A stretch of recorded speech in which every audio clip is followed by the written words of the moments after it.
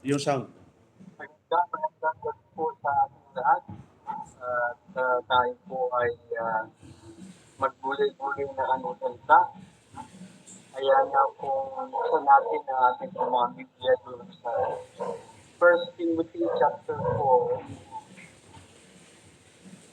First Timothy chapter 4 verse 1. Isang verse lang po yung ating pag-aaralan sa gawin ito. First Timothy chapter 4 verse 12. Sabi po rito mga kapatid, let no man despise the youth, but be thou an example of the believers in word, in conversation, in charity, in spirit, in faith, in purity. Tayo po ay saglit na dumako sa Panginoon sa panalangin. Ang ilan naming Diyos, Ama naming banal, makapangyarihan sa lahat. Sa pangalan po ng aming Panginoon si Kristo at sa kapangyarihan ng Banal na Espiritu, kami po ay nagpapasalamat, nagpupuri, sumasamba sa dakilawang pangalan sapagkat muli kami pinagtagpo-tagpo, Panginoon, sa mga oras na ito upang kami po ay magpalakasan sa bawat isa sa pamamagitan ng salita. Salamat po sa nabasa na natin talata. Kailangan po namin, Panginoon, na ang Banal na Espiritu ang siyang patuloy na maging gabay namin at bigyan kami ng kaunawaan at katalungan upang amin po maunawaan ang mga bagay na aming pag-uusapan. Maraming salamat, Panginoon, sa mga nakalipas na pagpapala sa nakalipas na araw, Panginoon, na pinagdalog sa amin. Bigyan po, Panginoon, sa araw nito at sa mga susunod pang mga sandali na aming bubuli para po sa amin po pag-aaral ng salita. Salamat po, Panginoon, sa lahat ng mga bagay na ginawa mo sa amin. Pinabalik mo namin ang kapurihan at pasasalamat sa pangalan ko lamang ng aming Panginoon Jesus. Sa pamilya lang. Amen. Okay, so ang pag-usapan na tayo is daw ang example for the believers. Ito pong verse na ito ay sinabi po ni Apostol Pablo kay young Timothy. While he as to his obligations, binigyan po ng encouragement ni Apostol Pablo si Timothy na maging example, maging buwara, halimbawa sa mga mananampalataya. Be an example to believers. Sabi po niya sa 1 Timothy chapter 4 verse 12. Ang word po na example comes from the Greek word lupos. At ang pagkagamit po dito mga kapatid ay being a pattern, an example for others to follow. Yan po yung ating po lugar now. So we shall examine what sort of example has in mind. But let's first stress that Timothy is not the only person who wants to be an example. Hindi lang po si Timothy ang ginagawang example dito ng ating Panginoon. Tingnan po natin kung sino po ang uh, mga tao dapat ay maging halimbawa, puwaran sa mga mananampalataya. So those who want to be example, number one, ministers of the gospel. Mga ministers po ng Ebanghelyo, such as Timothy. Ang gaya po ni Timothy sa 1 Timothy chapter 4 verse niya, let no man despise thy youth. Si Timothy po ay isang batang pastor at sinabihan siya ni Paul na maging example ako. At ang sabi po nito, we ought to be minister of the gospel. We ought to be example as ministers of the gospel. Kagaya po ni Titus chapter 2. The book of Titus chapter 2 verse 7 mga kapatid. Ito po ang sabi ng banal ng salatan na sinabi ni Apostol na Pablo kay Titus, in all things showing themselves a pattern of good works, in doctrine showing uncorruptness, gravity, and sincerity. Verse 8, sound speech that cannot be condemned, that he that is of contrary part may be ashamed, having no evil thing to say of you. Yan, sabi po ng ating Pablo kay Timothy, sound speech. At dapat po ay sa ating mga pananalita, sabi nga. At yan po ang sinabi ng Apostol na Pablo sa atin. Preachers and evangelists should certainly set a good example to others.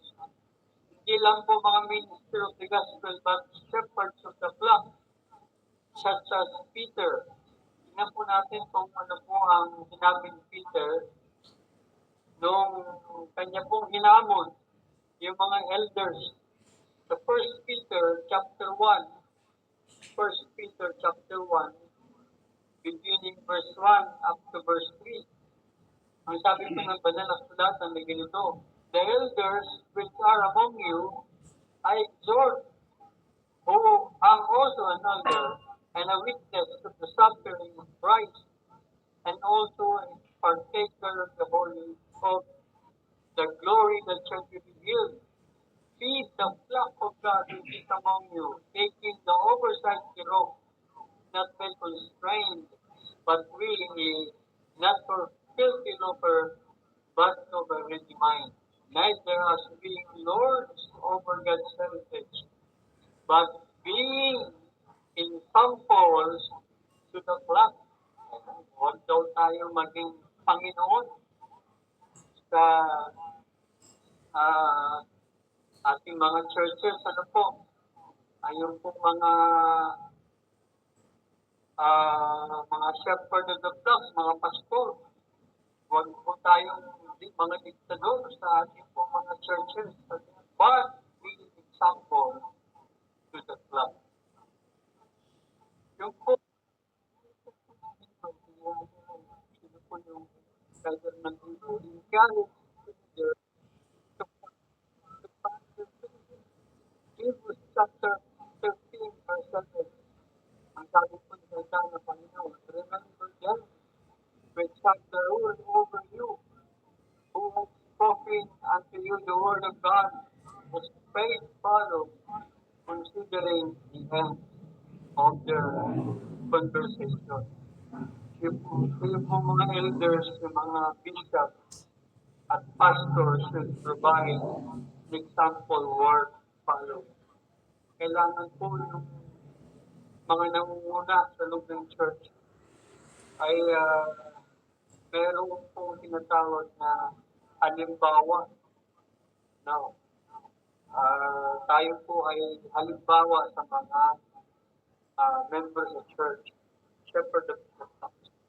Hindi lang po mga shepherd of the flock. Number 3, faithful Christian. Yung mga Kristiyano na mga matapat sa Panginoon, certainly true of mature Christians according to Philippians chapter 3, verse 15 to 17. Again, minister of the gospel, shepherd of the flock, faithful Christians. Philippians chapter 3, verse 15, let us therefore, as many as be perfect, be thus minded that if anything ye be otherwise minded, God shall reveal evil unto you. Nevertheless, whereunto we have already attained, let us walk by the same rules. Let us mind the same thing, brethren. We follow and pursue with hope so as we have us for an example. Okay. Ito po ay encourage po yung mga taga-Pilipos na maging puwaran, na maging halimbawa sa bawat isa. Can also be true to a new Christian, kahit na po mga bagong Kristiyano, ano? First Thessalonians chapter 1 verse 6. First Thessalonians chapter 1 verse 6 hanggang verse 8. Ang sabi po rin ng Panginoon, and we and, and ye become followers of us. Ano much affliction with joy of the Holy Ghost, so that ye will ensample to all that believe in Macedonia and Achaia. And from you sounded out the word of the Lord, not only in Macedonia and Achaia, but also in every place your faith is Godward is spread abroad, so that we need not to speak anything. Pag nakilala kang Christian, pag nakilala kang Primitive Baptist, ano ba ang pagtingin ng mga mananampalataya sa iyo? Okay? So, kailangan maging ano po tayo, maging example din tayo. Kahit tayo po ay new believer pa lang. And two of younger Christians, 1 Timothy chapter 2 verse 12. Yun po yung binasa natin kanina. Ano po? At siyang Timothy, siya po ay young pastor at nabiyan. All Christians, young and old, should strive to be example to one another. Pag nalaman lang sana na, nalaman na Primitive Baptist ka, makikita yung testimony mo ay maganda, ano po. At nagiging halimbawa ka sa mga younger Christians. Okay? So, anong klase namang example na tayo magiging, okay? What kind of example we should be? Ang sabi po sa 1 Timothy chapter 4 verse 12, basahin ko po yung ating text. Let no man despise the youth, but be thou an example of the believers in word, in conversation, in charity, in spirit, in faith, in purity.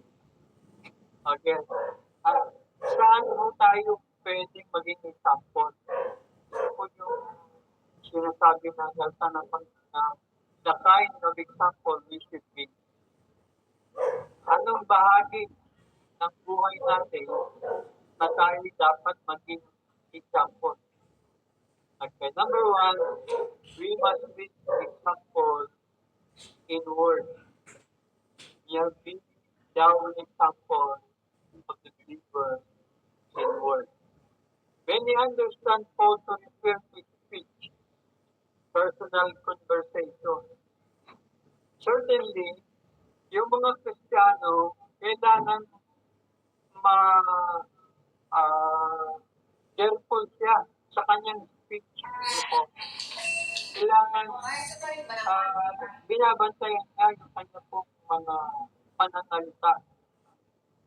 Ephesians chapter 4 verse 29, ang sabi po ng salita ng Panginoon, Ephesians chapter 4 verse 29, let no corrupt communication proceed out of your mouth, but that which is good to the use of edifying, that it may minister grace to the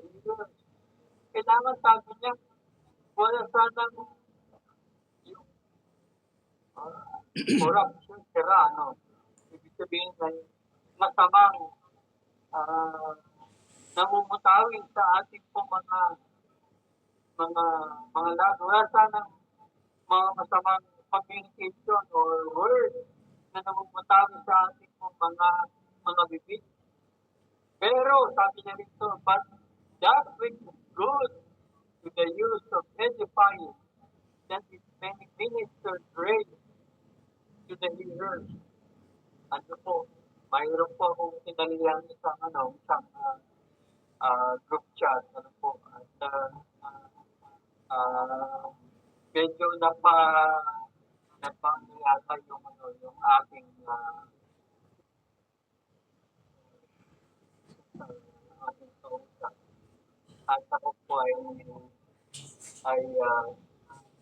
na na pabihan ng moderator. Ako ay dali-daling paano sa humingi ng paumanhin po. Kasi nga po, hindi nga po na kami discriminate doon sa heroes na aming ginawa.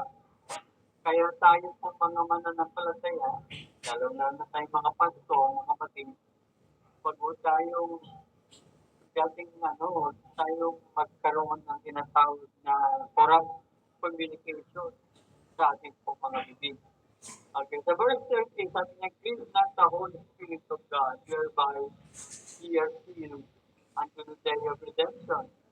Let all bitterness and wrath and anger and clamor and evil speaking be put away from you with all malice. Kailangan tanggalin natin ang mga evil speaking, bitterness, wrath, galit, anger, clamor, at pagpupunta ng Panginoon, tanggalin po natin ito. Ephesians chapter 5, verse 4. Kung sabi ng banal na salatan sa buong Ephesians chapter 5, verse 4, neither filthiness nor foolish talking nor jesting, which are not convenient, but rather giving of time, o ang kamuhian man o mga mga pananalita, o ang mga pagbibiro na di nararapat kundi kayo'y magpasalamat. Okay? So, huwag po tayo magbibiro ng di nararapat. Yung masamang magbiro,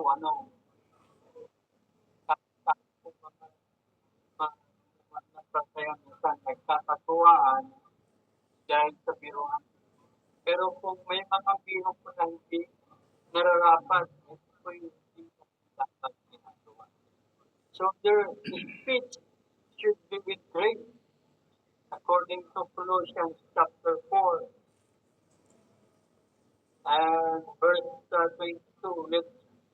Let speech be always with grace, seasoned with salt, that you may know that you ought to answer every man.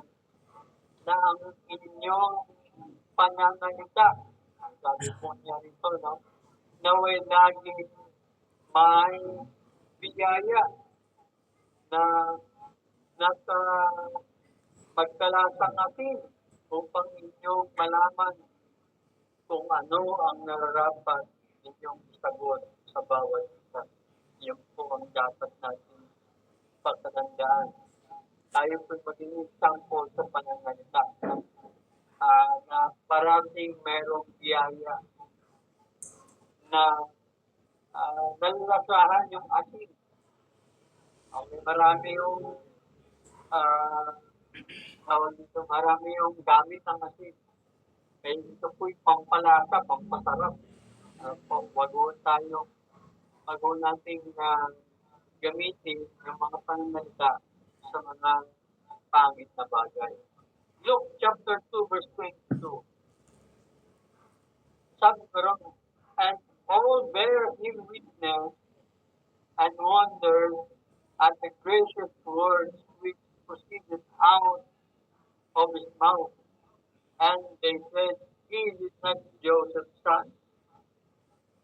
Ito po ay halimbawa ng ating Panginoon sa Kristo.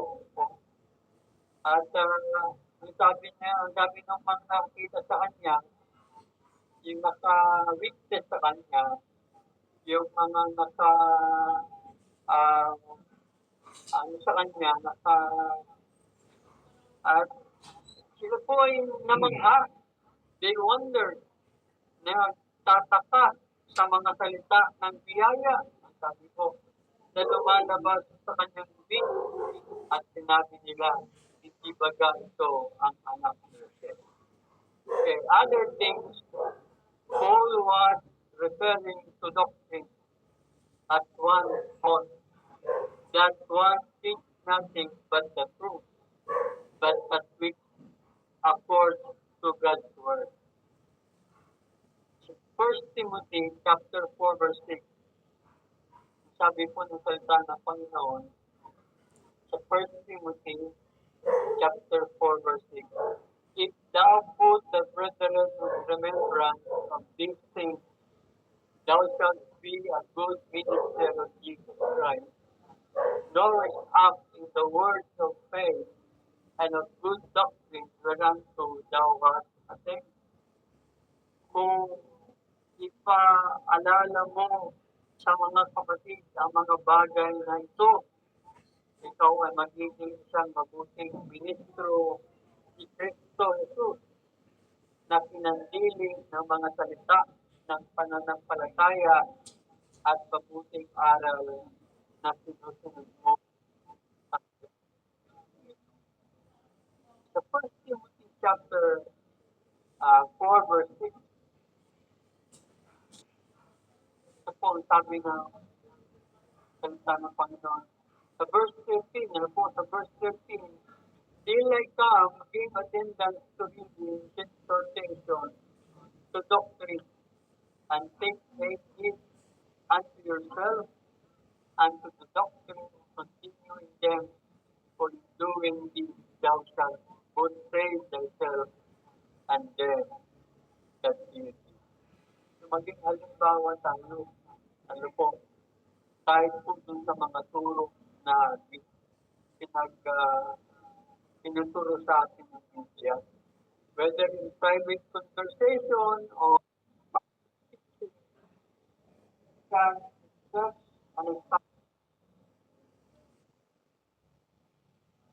the truth with tayo maging sakto sa pamamagitan ng ating pong mga salita at yung ating pong mga number two, yung una, example in word, but number two, example in conversation or in stand-up. Sa King James Version uses the word conversation. This word is anastrophe. Ang ibig kong sabihin ay manner of life. Manner of life pala is conversation. Conduct, behavior, or deportment. The word conversation we now apply almost exclusively to our words or talking.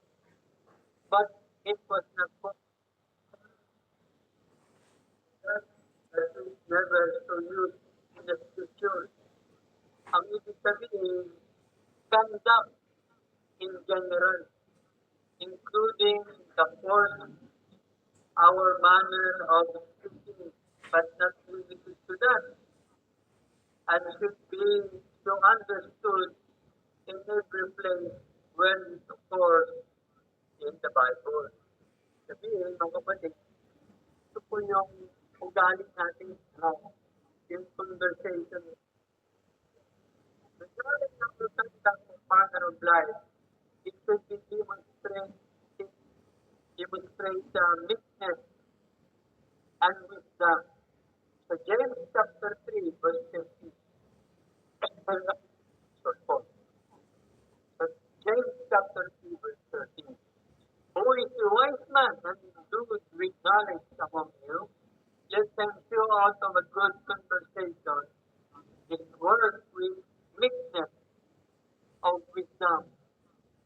na sino ang marunong at matalino sa inyo, ipakita niya sa pamamagitan ng mabuting kabuhayan, good conversation,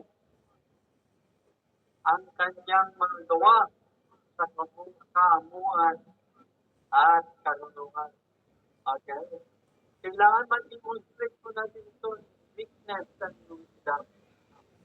So, display holiness, reverence, and purpose according to 1 Peter chapter 1, verse 15 to 19. 1 Peter chapter 1, verse 15 to 19, ang sabi po ng banal na kasulatan ay ganito. But as he which has called you is holy, so be ye holy in all manner of conversation. Again, in all manner of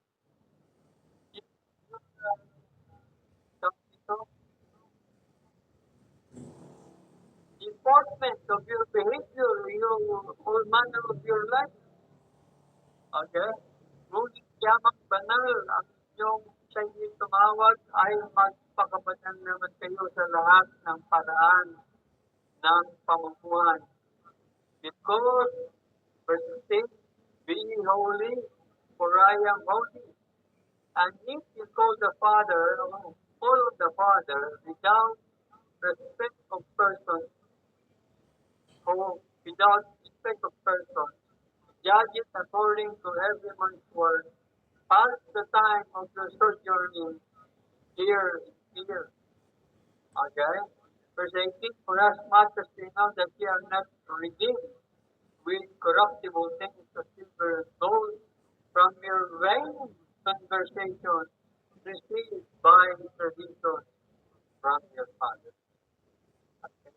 Hindi tayo sinubos ng ating Diyos sa mga bagay na nasisira, kagaya po ng pilang at pinto mula sa inyong walang kabuluhang pamamaraan ng pamumuhay na ipinamana sa ating ng tradisyon. But with the precious blood of Christ as a lamb, without blemish and without spot. So not only in our conduct to be an example, but honorable at universe. Kahit sa mga hindi mananampalataya, mga kapatid, dapat maging honorable tayo. At makita din yung contact natin, makita din yung tamang manner of life natin. Okay? So, yung pong mga believer na yun, hindi natin sila, baka sila po ay safe na. Okay? At nakita nila yung ating buhay.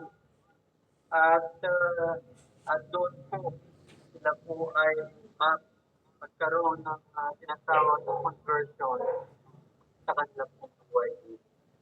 1 Peter chapter 2, verse 12, verse 11 to 12. 1 Peter chapter 2, verse 11 to 12. Dearly beloved, I beseech you as strangers and pilgrims, abstain from fleshly lusts which war against the soul, having your conversation, your manner of life, honest among the Gentiles. Sana sabi niya yung ating manner of life ay maging na pagtanggap, honest among the Gentiles, that when as they speak against you as evildoers, they may by your good works, which they shall behold, glorify God in the day of visitation. Meron po akong narinig ng isang preacher. Naroon noong panahon daw ng mga una nating mga forefathers, yung mga primitive Baptists. Kapag ganito ay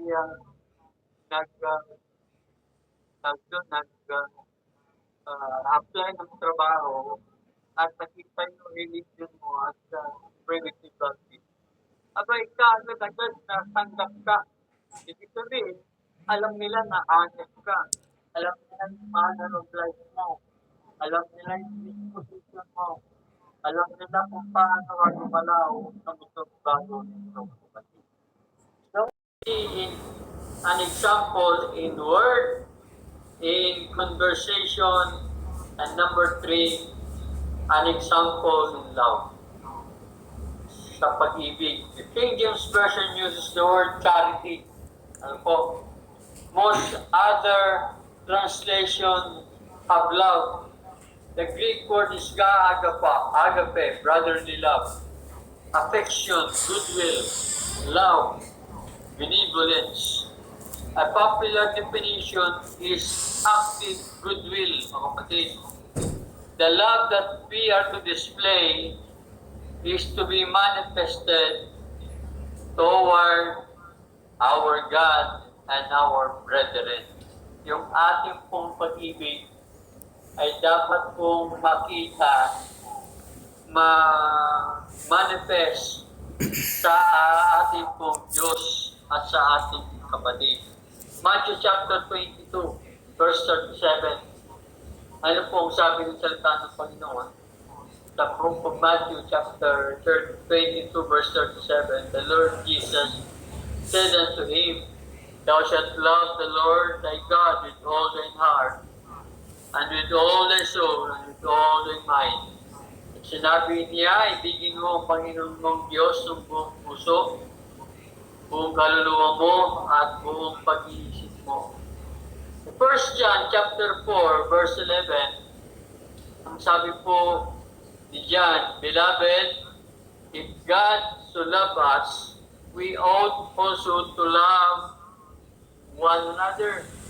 Kailangan makita yung pagmamahal, yung care po natin sa bawat isa.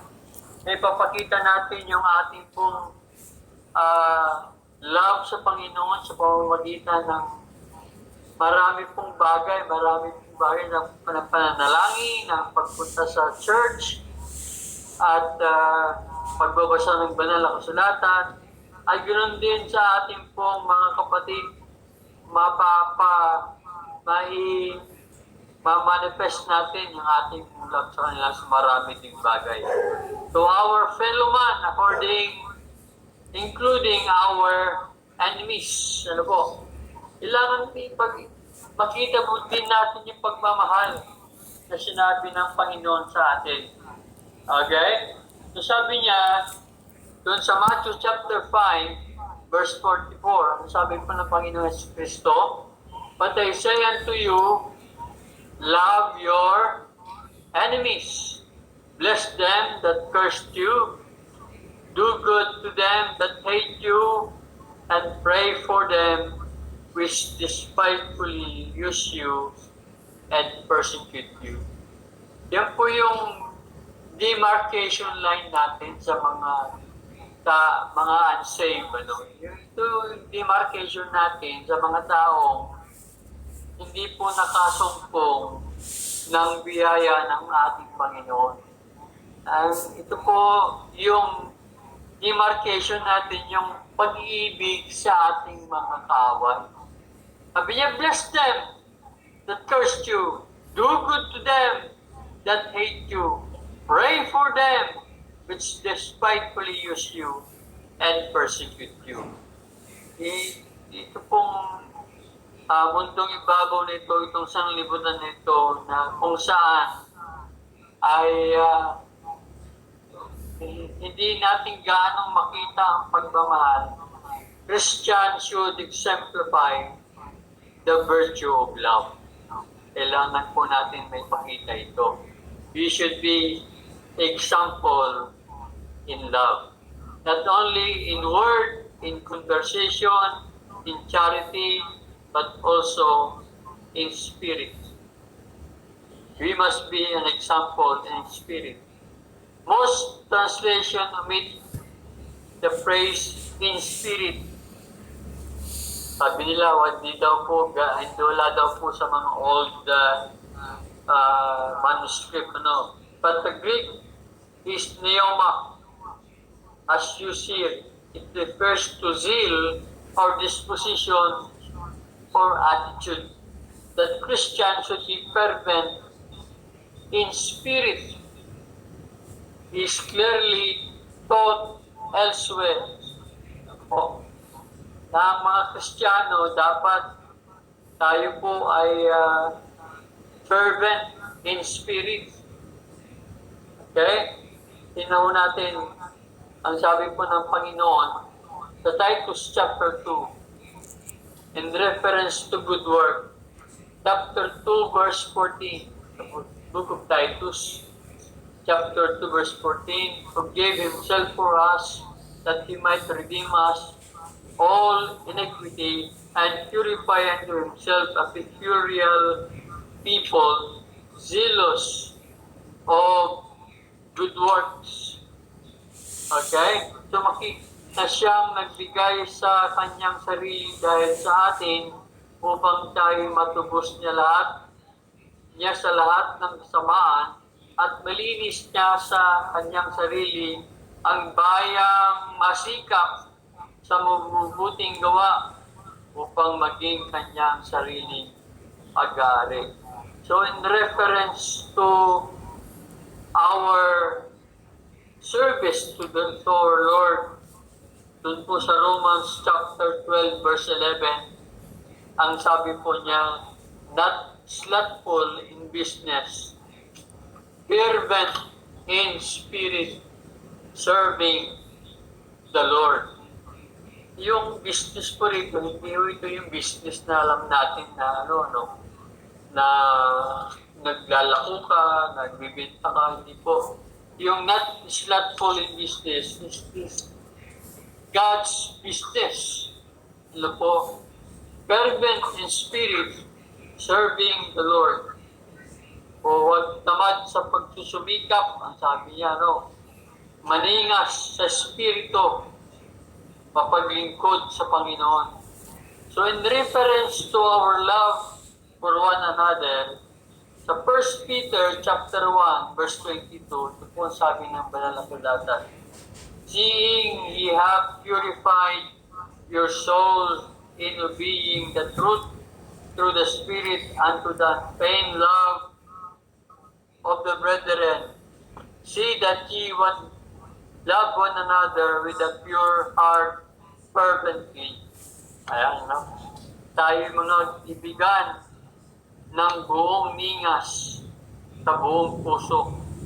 1 Peter chapter 4 verse 8, sabi po ng banal na kasulatan sa 1 Peter chapter 4 verse 8, and above all things, have fervent charity among yourselves, for charity shall cover the multitudes of sin.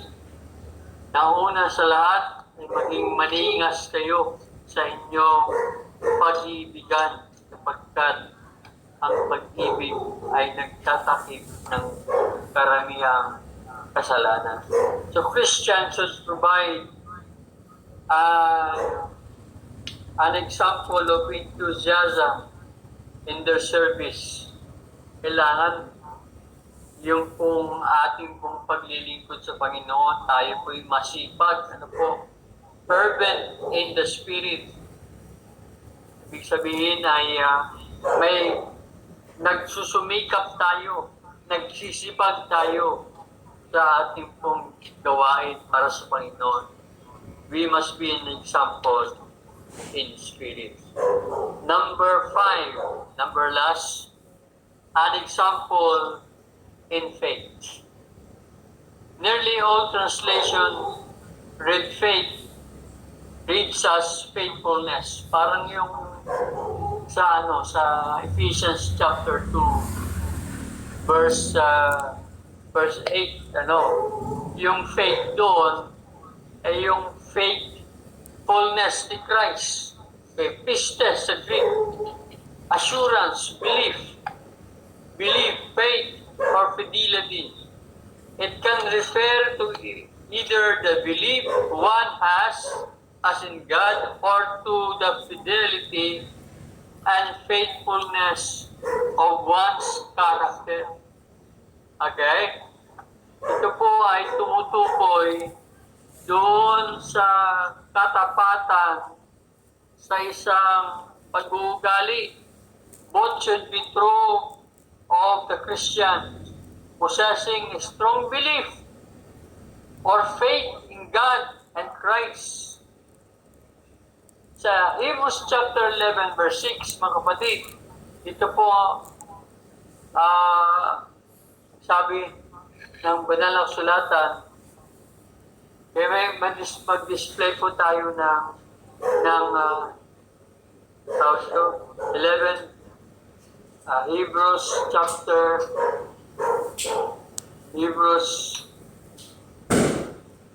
11 verse 6, ang sabi po rin salita ng Panginoon, but without faith, it is impossible to please Him. For he that cometh to God must believe that He is, and that He is a rewarder of them that diligently seek Him. Okay, yan po yung sabi po ng banal na kasulatan sa atin. At all times, and all trials show to believers by your example how they ought to maintain unshaken confidence in God. So, yun po yung kung saan tayo magiging example. Example sa word, example sa conversation, sa conduct, sa charity, sa love, sa spirit, sa faith, at sa purity. Virtually all translation of the word purity, mga kapatid. The Greek is hagneia, purity, sinlessness of life.